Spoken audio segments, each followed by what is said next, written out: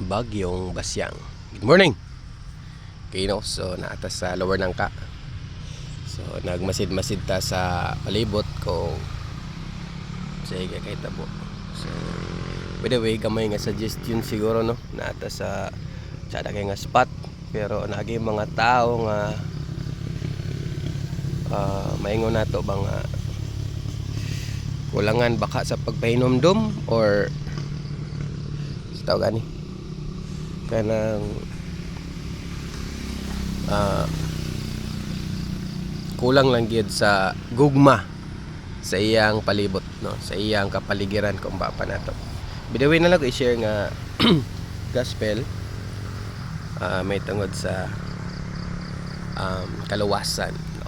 So once again this is Kuya BR. Share lang ko gamay nga insight diya sa Acts chapter 13 verse 48 no. So actually common kini siya nga verse. Then kini nga scenario si Apostle Paul nag-ingon no, og sa pagkadungog niini sa mga hintil sila nangalipay og ilang gidalayag ang pulong sa Dios, og na nagpanoo ang tanan nga gitaganan ng daan alang sa kinabuhing dayon. So kaya mo na siyang tanan may igsoon no. So sa pagkadungog sa mga hintil sila nangalipay no. So naadi ay timailan nga ikaw usa ka pinili no, isa ka tinawag sa Ginoo. Una is kanang magbalipayon ka bang ang kadungog sa kamatuoran kanang pulong sa Dios.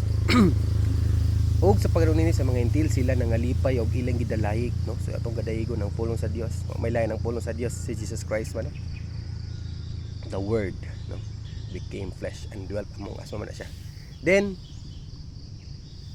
og ilang gidalayag ang pulong sa Dios og na nagpanoo no. So na nagpanoo kinsa may nagtuo. So take note, maigsoon na gi-specify diha ang tanan no. Kung di ra kataman na tanan gyud, pero ingon siya diha ang tanan nga gikatagana ng daan alang si kinabuhing dayon no. So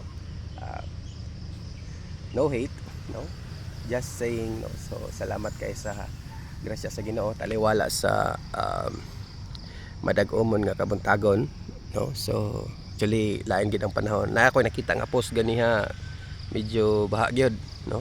I think sa barangay 26 to kung ako masayop. So ing anak ka kuan karon ng panahon no sa Bagyong Basyang.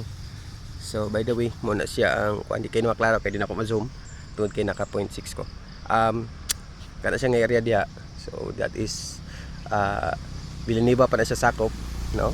So na ay Stayag, na ay PSC, and then PSC lagi, then na ay Stayag. Okay, din dito dayon dapit Tagulwan na to siya. Then ay Perto no. By the way kung imo gid ni siyang tan-awon kung hayag lang, by the way nagfags no. So di kayo kuan fags by tawag ana.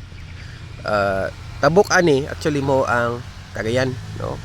Nagsira na siya ang kuan dagat ang tuyok ra actually no. So dito sa Atbang kung makita dito ang port sa Cagayan de Oro no, sa Agora. So salamat kayo sa pag-view no? Salamat sa pag-follow. Kung doon na mo yung mga pangutana, open kay ko sa pangutana igsoon no, dili ay mo kaulaw, ay mo don't hesitate to ask questions regarding the word of God no. Kaya atong paningkamutan nga aton ang matubag pinaagi sa kaalam nga gihatag sa Ginoo sa ato. So dalaygon ang Ginoo no. So have a nice day ahead. Keep safe no. Keep praying. God bless. Have a nice day.